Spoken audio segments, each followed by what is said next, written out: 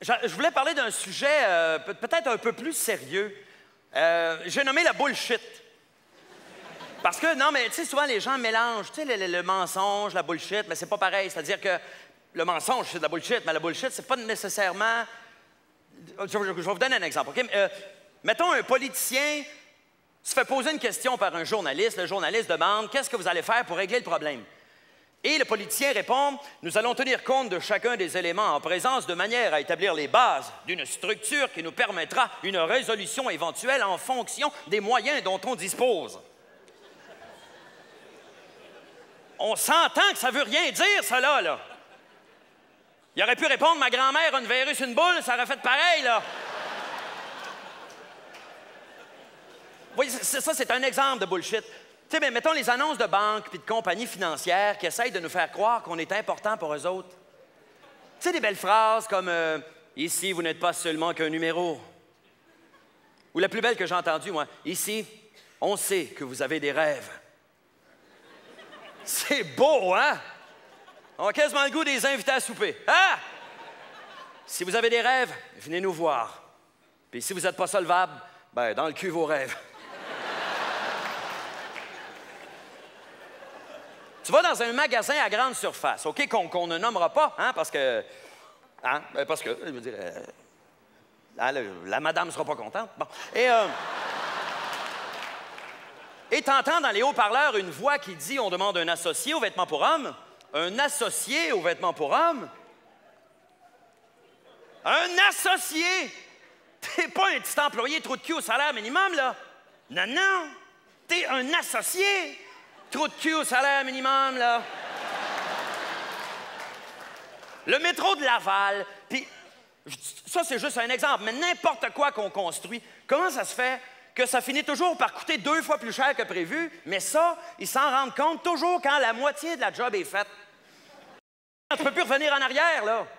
Tu sais, c'est comme un coiffeur qui dit « OK, je te coupe les cheveux pour 25$, il te fait la moitié de la tête, puis non, finalement, ça va être plus 50$.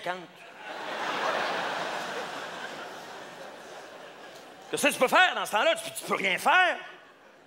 Tu peux pas dire au gars « Non, c'est beau, mais y aller de même, finalement. » Ben Laden, ils disent qu'ils le trouvent pas. Voyons donc. Le gars, il entraîne des terroristes sur des terrains vagues avec des grenades puis des bazookas. Il me semble que ça se voit, ça. Il me semble que ça s'entend. Hey! Vas-y avec la grenade. Mais pas trop fort.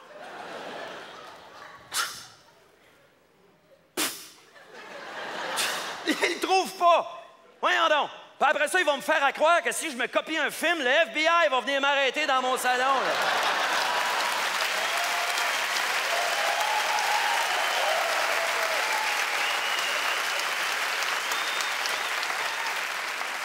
Ben oui, mais c'est ça!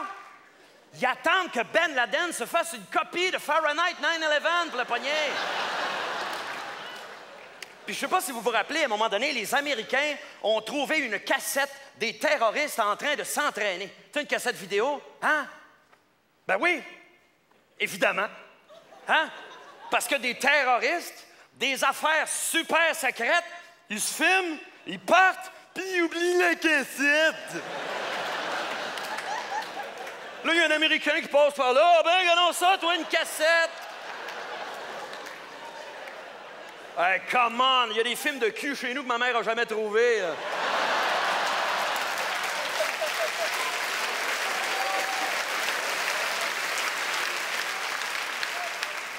Le prix du gaz qui n'arrête pas d'augmenter tout le temps.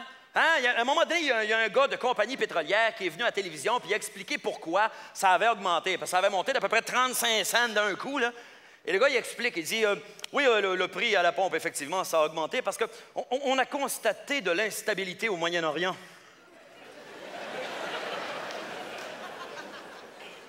Où c'est que t'étais, toi, dans les 2000 dernières années? Ça n'a jamais été stable là-bas, là. C'est toujours brassé de la merde là-bas, là. Y a-tu quelqu'un qui le savait pas? Je viens-tu de l'apprendre à quelqu'un, là? C'est quelqu'un qui est tombé en bas de sa chaise, là. Lui, il venait de l'apprendre, lui. Oh, j'aurais aimé ça être là quand il l'a appris, moi. Hein?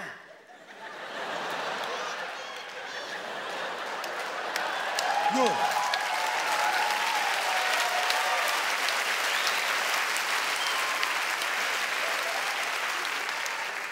Un conflit? Non.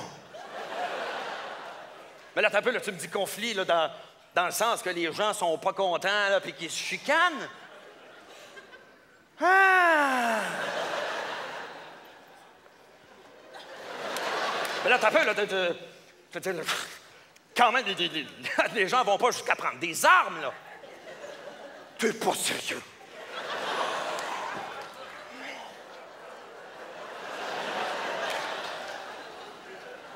Là, t'as un peu, là, toi, tu me dis ça de même, là, mais... y a pas des morts, là. Ah, ben, tabarnak!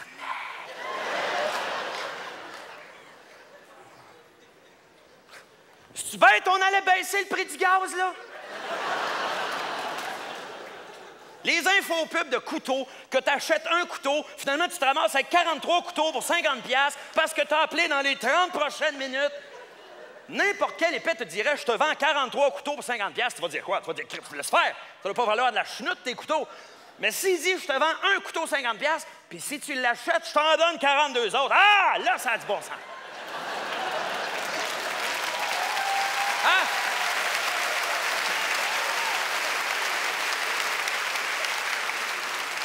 Papa, là, ça commence à se faire que le couteau, là, c'est toujours les plus coupants, impossible à désaiguiser, puis les moins chers. Moi, je paye 200$ pour des couteaux que je réaiguise aux 6 mois, mais eux autres sont encore capables de couper une tranche de tomate dans les airs, même après avoir scié un troc à vidange en deux. Asti.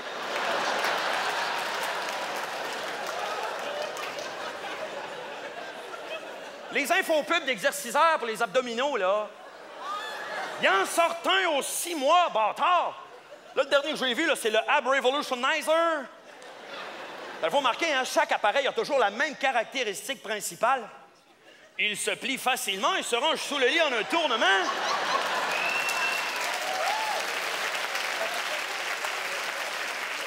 Hey, il n'y a plus de place en dessous de mon lit, là.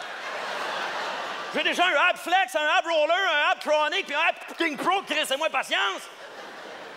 Mais on dirait que c'est leur premier argument de vente, ça. Hein?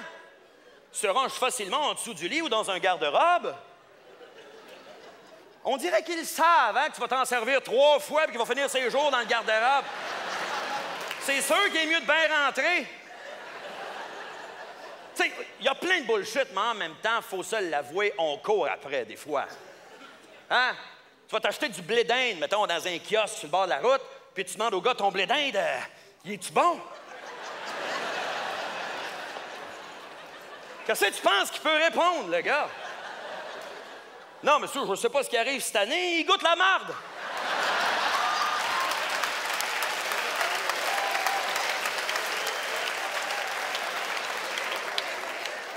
Alors, remarque, ça serait pas pire. Imaginez s'il fallait qu'à un moment donné, pendant, je ne sais pas moi, juste 24 heures, personne n'est capable de mentir. Tu sais, comme dans le film là, avec Jim Carrey, sauf que là, c'est vraiment tout le monde. Tu sais, t'as le médecin qui dit écoute, je sais vraiment pas c'est quoi ton problème, mais je te prescris ces pilules-là parce que la compagnie pharmaceutique me paye un voyage dans le Sud. Une entrevue pour une job, mademoiselle, ça a été très facile de choisir notre prochaine secrétaire. On a pris la blonde avec les grosses boules. Quelqu'un t'appelle pour un sondage. Oui, monsieur, c'est pour un sondage. Est-ce que vous avez un peu de temps? Oui, du temps, je n'ai plein, mais ton sondage, je l'ai dans le cul. Clic. À la météo, Colette, à quoi est-ce qu'on peut s'attendre pour en fin de semaine?